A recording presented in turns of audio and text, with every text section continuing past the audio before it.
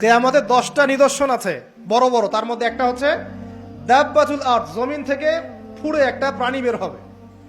আর এখন মানুষ এগুলো বিশ্বাস করবে না, আমি জানি। 2 দিন পর নাসা যখন বলবে তখন বিশ্বাস করবে। কথা কি বুঝতে পারছেন? তবে প্রাণী এই পৃথিবীর নিচে আছে। রাসূল সাল্লাল্লাহু আলাইহি ওয়াসাল্লাম বলছেন 10টা আলামত না আসা পর্যন্ত কিয়ামত হবেই না।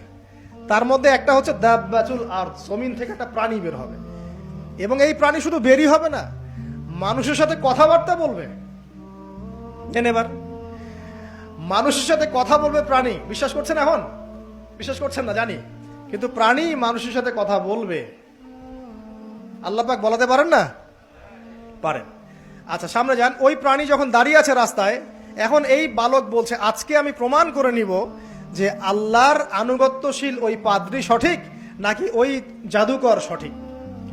এবার সে একটা ইট হাতে নিল, পাথর হাতে নিয়ে এসে বলছে, আল্লাহ তোমার কাছে যদি ওই জাদুকরের কাজের চাইতে এই পাদ্রীর কাজ বেশি পছন্দনীয় হয়, এই ইটের আঘাতে এই জন্তুকে তুমি মেরে ফেলো আল্লাহ। এ বলেছে বিসমিল্লাহ বলে পাথর নিক্ষেপ করলো। নিক্ষেপ করার সাথে সাথেই জন্তু ডেড। তখন তার আইন আল ইয়াকিন, হাক্কুল ইয়াকিন হয়ে গেল যে হ্যাঁ, আল্লাহর কাছে এই পাদ্রীর আমলই সবচেয়ে বেশি পছন্দনীয়। তার আর মনে কোনো সংশয় থাকলো না। কিশোর মানুষ না, কতটুকুই বা বোঝেন নাই? এবার তার মধ্যে একটা ইয়াকিন চলে আসলো এবং সে পরিপূর্ণ মুমিন মুসলিম হয়ে গেল। এবার যখন সে রাজ দরবারে যায়, তার কাছে পেশেন্ট আসে। মানে একজন মানুষ এসেছে, সে বলছে যে আমার চোখে সমস্যা।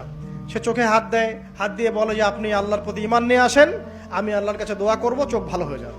এভাবে পেশেন্ট আসে, সে বলে আল্লাহর প্রতি ঈমান নিয়ে আসেন, আমি দোয়া করব, ভালো হয়ে যাবে। এভাবে আস্তে আস্তে তার নাম এবং খ্যাতি ছড়িয়ে পড়তে লাগলো। যেই তার কাছে আসে সে বলে আগে মুসলিম হন, ইমানদার হন, আল্লাহর প্রতি বিশ্বাস করেন, আমি দোয়া করব, ভালো হয়ে যাবে। চোখ অন্ধ ভালো হয়ে যাচ্ছে, কুষ্ঠরোগী ভালো হয়ে যাচ্ছে, হ্যাঁ, প্যারালাইজড রোগী ভালো হয়ে যাচ্ছে। আলহামদুলিল্লাহ। নবী ঈসা আলাইহিস সালাম এমনটা করেছিলেন না? আল্লাহ পাক চাইলে করতে পারেন। একদিন ওই রাজ দরবারের একজন মন্ত্রী আসছে। এবার ওই রাজার একজন এমপি সাহেব, তার চোখে সমস্যা, সে আসছে। এসে বলছে যে আমার এই চোখের সমস্যা, আমার চোখটাকে ভালো করার দরকার, তোমার কাছে কোনো ওষুধ আছে নাকি? সে বলছে যে আপনি আল্লাহর প্রতি ঈমান নিয়ে আসেন, আমি আল্লাহর কাছে দোয়া করব, আপনি ভালো হয়ে যাবেন। এবার সে আলহামদুলিল্লাহ ঈমান নিয়ে আনলো এবং সে ভালো হয়ে গেল।